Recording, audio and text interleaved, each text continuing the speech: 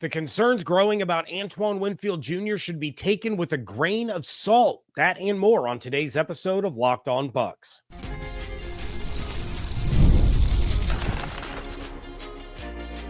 You are Locked On Buccaneers, your daily Tampa Bay Buccaneers podcast. Part of the Locked On Podcast Network, your team every day. What's up, and welcome into this episode of Locked On Bucs, your daily podcast covering the Tampa Bay Buccaneers, part of the Locked On Podcast Network, your team every day. Want to thank you for making Locked On Bucs your first listen review every day. Don't forget you can subscribe or follow for free on YouTube or wherever you get your podcasts. And of course, you can follow along on Twitter. I am James Yarcho at JYarcho_Bucs, credentialed member of the media covering your Tampa Bay Buccaneers as editor-in-chief of the 813.tv. Here with you every Monday through Friday, along with the everydayers. And for that, I want to share my appreciation for your continued support of the show. One of the ways you can support the show is become a Locked On Bucs insider. You're going to get news, rumors, updates, general thoughts, one-on-one conversations with me via text message. Go to joinsubtext.com/LockedOnBucs or click the link in the show notes to become an insider today. You can start the season with a big return on FanDuel. New customers can place a $5 bet, and you'll get started with $150 in bonus bets if you win your first $5 bet. Visit FanDuel.com to get started. Mike Edwards is ready to be a difference maker, and Baker Mayfield has been betrayed. That's all coming up in a little bit on this show, but let's start things off with Antoine Winfield Jr. So there have been rising concerns about Antoine Winfield Jr.'s dip in play this season. Some may even call it a slump. There's no question he hasn't been the playmaker that he was last season, where he was able to create big-time takeaways at crucial moments, get sacks on key downs. But that doesn't mean that he's fallen off or that he isn't good or isn't living up to the contract that he earned. When inside linebackers coach and pass game coordinator Larry Foote spoke with the media on Monday, he was asked about it. He was asked about Winfield's slump, his missed tackles, his overall performance, and Foote said, quote, "He's just got to keep playing the safety position. If the quarterback doesn't throw you the ball, you might not get that many opportunities. He doesn't need to press." Everybody has gone through slumps in this league, missing tackles, but Winfield will be just fine. I know you guys are used to the splash plays, so when they aren't there, we sound the alarm. He's doing a lot of good stuff for us. My glaring thing is he's probably missed more tackles. He'll fix that going down the road. No matter what, we're going to be remembered in December and January, so I'm looking forward to him bouncing back, end quote. I've said it before on this show, especially in recent episodes, but I'm going to reiterate it right now. Winfield isn't able to do what he did last year because this defense stinks. They aren't creating turnovers. They aren't getting after the quarterback with consistency. The middle of the field is always wide open. Inside linebacker besides Lavonte David has been a season-long liability, and all of that affects what Antoine is able to do. He cannot be the everything guy for the defense when he's stuck playing deep to be the last line of defense and trying to cover up for a bad secondary. There's no rhythm or feel for the game when he's not able to line up all over to be the disruptor that he is. It's kind of like a basketball player that comes in off the bench and then he starts bricking shots because he hasn't been playing. He hasn't been part of the flow of the game. He can't find his jumper because he has no rhythm. That's the point I've been trying to convey about the signing of Mike Edwards and how it can have a big effect on what the secondary is able to do. It will allow Antoine to return to that everything role. Edwards and Whitehead can cover the back end of the defense. They can be that last line of defense so that Winfield can go back to being himfield, lining up in the slot. He can line up in the box. He can be in coverage. He can blitz. He can crash the ball carrier. He can start baiting quarterbacks into bad decisions, punching the ball out of players' hands, getting sacks, lining up an inside linebacker. He did all of those things last year because that's what he does. And that's why this defense was so much better last season, because of the role that Antoine was able to play. This year, Whether you want to blame Bowles or you want to point to the fact that they're relegated to using special teamers and undrafted rookies as starting corners because no one can stay healthy, it's had a ripple effect on what the defense is actually capable of. Antoine's ability to do all of those things creates problems for opposing offenses and creates opportunities for other players on the defense. The same way Mike Evans being on the field and demanding attention creates opportunity for other pass catchers, the offensive coordinator having to worry about where Antoine is and what he might be doing on any given play creates chaos for the blockers and the rest of the offense trying to make plays. The Bucs are going to get that level of chaos back. They're going to be taking attention away and opening up other players to make plays. I still don't think that it fixes all of the issues. I'm still concerned about edge rusher. I'm still concerned about inside linebacker, but it's something. It's some kind of improvement, some sense of belief and trust that this defense can be better than what they've shown through their first 10 games. Injuries or not, this team has too many good players to be as bad as they are on defense. I don't care what kind of slump he's in or what you want to call it. 31 other teams in the NFL would jump at the opportunity to have Antoine on their roster. You can say the same thing about Vita, Levante, probably Zion McCollum at this point, probably Kalijah Cansey. This is not a defense that should be at the bottom of the league in any defensive metric, let alone multiple. So combining this ability to go back to Bowles, getting to use one of his chess pieces, we talked a lot about that this offseason, but getting to use one of his chess pieces the way that he intended, along with some really bad offenses coming up over the next few weeks, could be just what the doctor ordered to get this defense back on track. The offense has been fine for the most part, and they're getting Evans back. But if this team is going to make a run, and the kind of run that they have to make in order to make the playoffs, potentially even win the division, then the defense has to hold up their end of the bargain and make plays, make stops. Otherwise, it's a lost season with a whole lot of questions coming down the pike. Mike Edwards is excited to say the least. That is coming up next on today's episode of Locked On Bucs, part of the Locked On Podcast Network, your team every day. Pre-alcohol probiotic drink by Z-Biotics is the world's first genetically engineered probiotic. It was invented by PhD scientists to tackle rough mornings after drinking. Here's how it works. When you drink, alcohol gets converted into a toxic byproduct in the gut. It's this byproduct and not dehydration that's to blame for your rough next day.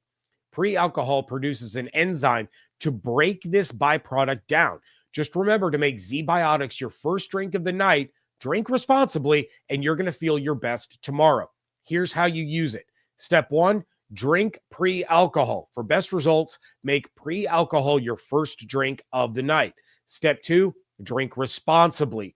Pace yourself, hydrate, get a good night's sleep. And then step 3, enjoy tomorrow. Wake up feeling refreshed and ready to take on the day. Go to zbiotics.com/LockedOnNFL to learn more and get 15% off your first order when you use Locked On NFL at checkout. Z-Biotics is backed with 100% money-back guarantee, so if you're unsatisfied for any reason, they'll refund your money, no questions asked. Remember, head to zbiotics.com/LockedOnNFL and use code LockedOnNFL at checkout for 15% off. Get ready to tackle the NFL action with FanDuel, America's #1 sportsbook, because right now new customers can bet $5 and get $150 in bonus bets if you win. The FanDuel Sportsbook app gives you everything you need to place live bets on the NFL all in one place. So when you get a hunch in the middle of a game, you can check out the latest stats, view live play-by-play, and so much more on the same page where you place your bets. The Bucs are 5.5-point road favorites against the New York Giants with an over-under of 41.5. Following their blowout loss to the Broncos, the Falcons aren't as heavy of a favorite to win the NFC South as they once were, sitting at -410, while the Bucs are now at +400. Visit FanDuel.com to join today, and you're going to get started with $150 in bonus bets if you win your first $5 bet. That's FanDuel.com. Never waste a hunch and make every moment more with FanDuel, an official sportsbook partner of the NFL. Thank you again for making Locked On Bucs your first listener view every day. The new Locked On NFL is here, and it's 2 shows every day. The madman Tyler Rowland is going to kick off your morning with a double shot of NFL espresso, then swing by the barbershop with Tony Wiggins for some real NFL talk. Add in the Locked On local experts. You get unprecedented NFL insight, hot opinions, detailed breakdowns, all in 30 minutes. It's the new Locked On NFL, and it's twice a day, so make it your second listen at the new Locked On NFL on YouTube or wherever you get your podcast. Mike Edwards got the chance to speak with the media for the first time on Monday since returning to Tampa, and he's certainly excited about the opportunity to get back to the role he used to play. That was being a ball hawk and a playmaker. He was asked what he can do or how he can help this struggling defense, and Edwards said, quote, "Hopefully I can bring a spark or whatever it may need. Bring any type of help that I can bring to this team. I mean, not just defense, but the whole team." And yeah, they've had struggles, but they also had some great parts of the season. It might be a play away from winning one of those games. I've been keeping up with them from afar, watching some games, stuff like that. So, I mean, they're still a good team. The record might not show it, but still a good team. They have players all over both sides of the ball, and we have to get a good playoff push and take it week by week. But I mean, just from what I've seen from afar and coming in and viewing, it's a good team. They have a lot of guys, very good teammates, and very good people that I can see in the locker room. I'm so happy to be part of that, and hopefully I can help in any way possible, end quote. As I mentioned quite a bit, Edwards certainly had a nose for the football during his time in Tampa before joining the Chiefs last year and then splitting time with the Bills and Titans this year. But since he left, he hasn't had the same impact as he did with the Buccaneers. Maybe it was the systems, maybe it was the role he was asked to play, might have been the players around him, but Edwards found ways to get the ball in his hands when he was a Buck. When he was asked about that skill, he said, quote, "Since I was a kid, I just always try to find the ball, always loved the ball. So I feel like I had a knack for just being around it. That was my thing, and I carried my way all the way to the league. I feel like ever since my rookie year, I've been trying to find the ball, and that kind of stuck with the name, the Ball Hawk. Try to find the ball, go get the ball. That's my main thing. More than that, just try to bring whatever it may be to the defense, whether it's tackling or blitzing, but I'm kind of known for going to get the ball, so that's what I try to harp on," end quote. This is why, personally, I was so excited about this move. It's the ball hawk mentality and the playmaking ability that Edwards has always shown. That a team that seems so close to truly contending could be so far away, and then have a player like this fall into their lap. And look, maybe I'm wrong. It wouldn't be the first time. It won't be the last time. But maybe there's a reason that Mike Edwards is on his 4th team in 2 seasons. And he just isn't the guy that he was, and the defense doesn't show any improvement at all. That's completely within the realm of possibility. And if that's how things go, then that's how they go. I just know what we all saw when he was here the first time around, and I would like to believe that he can regain some of that magic that he had during those 4 seasons with Tampa to start his career, when he helped the Buccaneers win a Super Bowl, helped the Buccaneers win a division. I'd like to believe that his return, coming at the same time as Jamel Dean and Mike Evans, does bring a spark to the roster, re-energizes the team coming out of the bye week. They have plenty of solid pieces. They have some great players, and it's not rare for a player to excel in one particular system or scheme, but struggle when they go somewhere else. We see it in every sport every year. A player leaves for what they think are going to be greener pastures, only to be shown that they were better off staying put. Sometimes that's a lesson that's learned by the team themselves, by a general manager, by a coaching staff. that they feel that they can replace the production of one player with another, only to be wrong. So they go out and they try to bring that old player back. The Bucs have now done that twice in the same year at the same position with Mike Edwards and Jordan Whitehead. I can't promise you that this defense is all of a sudden going to be better now because Edwards and Dean are back. I believe that it will. I've told you the reasons that I believe that it will. I believe that Edwards' ball hawk mentality and playmaking ability is going to provide something for this defense that they've been lacking this year. I believe that even though Jamel Dean has struggled last year in the early part of this year, that he is still far and away a better player than what they've been relegated to using. He's better than Josh Hayes. He's better than Tyreek Funderburk. And he's going to upgrade the outside corner spot moving forward as long as he stays healthy. He doesn't even have to go back to being who he was in 2022 or 2021. He can be the same guy that he was last year and this year, and it's still an upgrade. Not a huge one, not the one that we were all hoping to see, but an upgrade nonetheless. I believe that these two additions and what I laid out about Antoine Winfield Jr. all plays a big role in what the defense can accomplish these final 7 weeks. But it's far from a guarantee. The only thing that I can really guarantee you right now today about this defense is that they have the potential to be a heck of a lot more fun and a heck of a lot more entertaining for the next at least 7 weeks than they were for the first 10.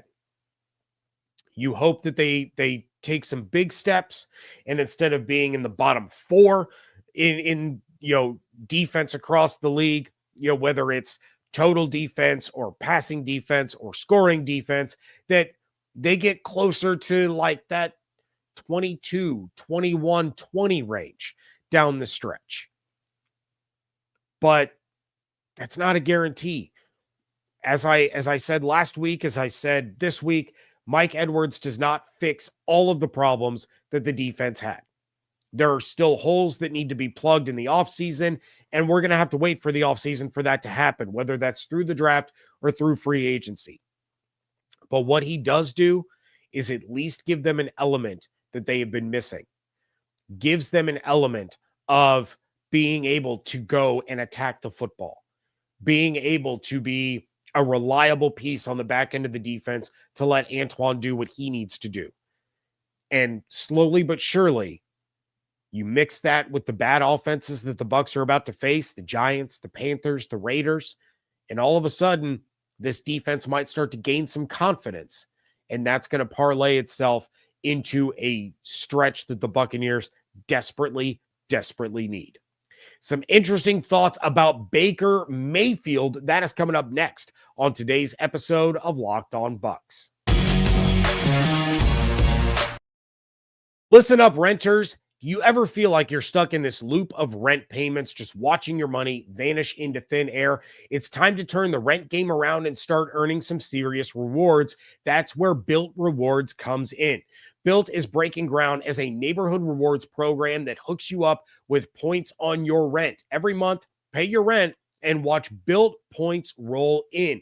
Use points to jet off on a dream vacation. Put your points towards a flight or hotel stay with 500 plus airlines and 700,000 plus hotels and properties.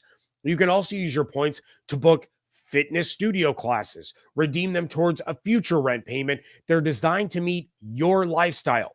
Pay rent hassle-free through the Built Rewards app. Your rent game just got a major upgrade.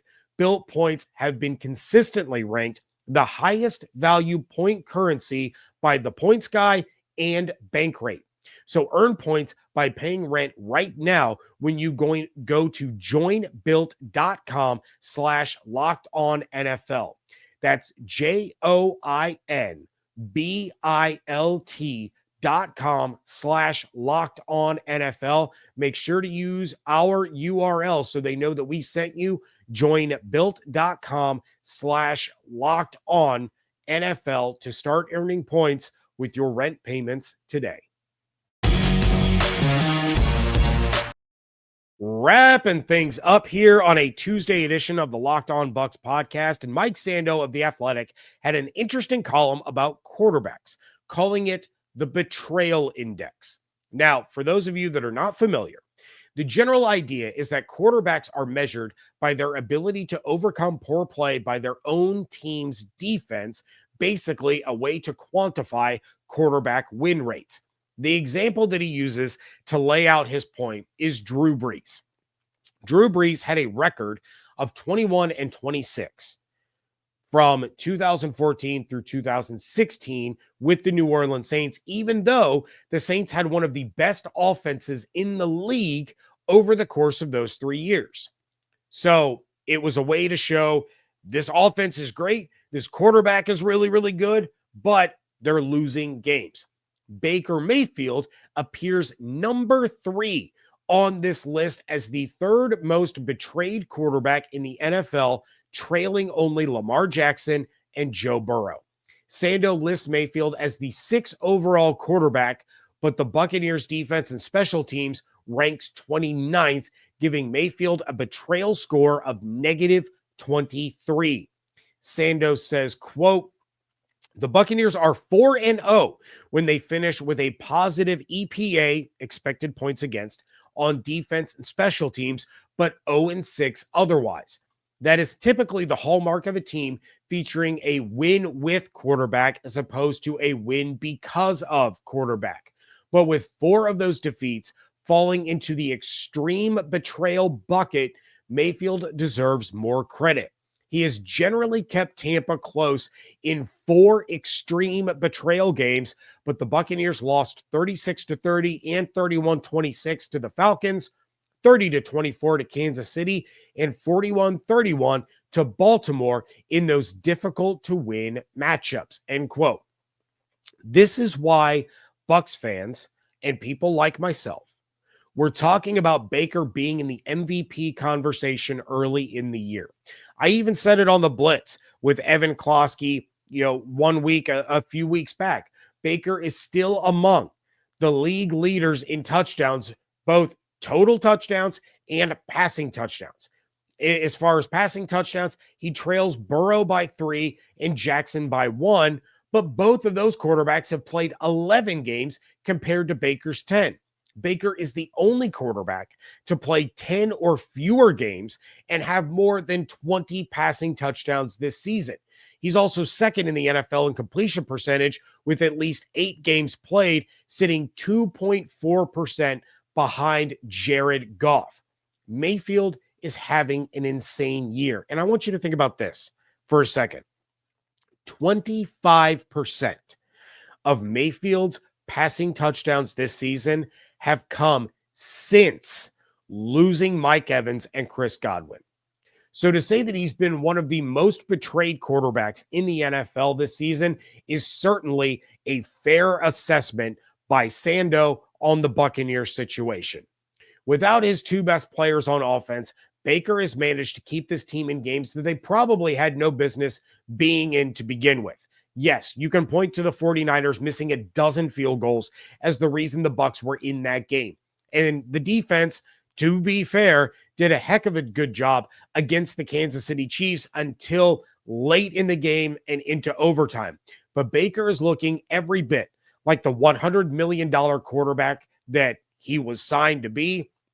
And I would venture to guess, you can clip this, you can put this in a calendar reminder to bring up, but I would guess he's going to be with the Bucs a lot longer than his current 3-year deal if this kind of play continues.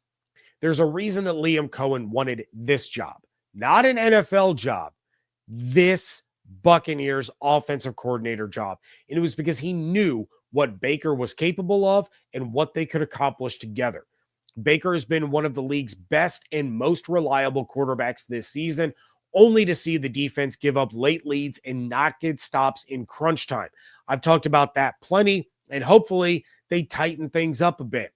But if the Bucs were sitting at 6-4, 7-3, I think I mentioned it on the show Monday, that if every 1-score game in the NFL this season had the reverse result the Buccaneers would be sitting at 7-3 right now.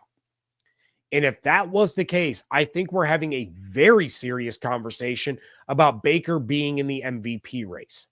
The only thing that I would say about this betrayal list that I strongly disagree with is that Joe Burrow has for sure been betrayed way more than Lamar Jackson this season, and he should undoubtedly be number one in this betrayal ranking. Poor Joe Burrow, man. I mean, no love lost for the Bengals, but Joe Burrow is playing some great football, and that Bengals defense might just be the worst that I've seen in Cincinnati in the last 10 years.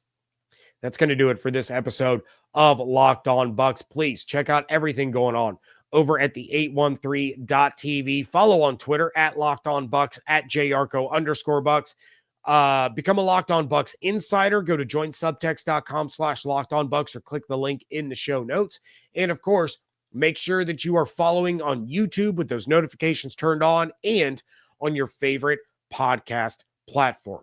Hope you all have an absolutely outstanding day. Stay safe, stay healthy, fire the cannons. Want to thank you so much for joining me right here on Locked On Bucs, part of the Locked On Podcast Network, your team every day.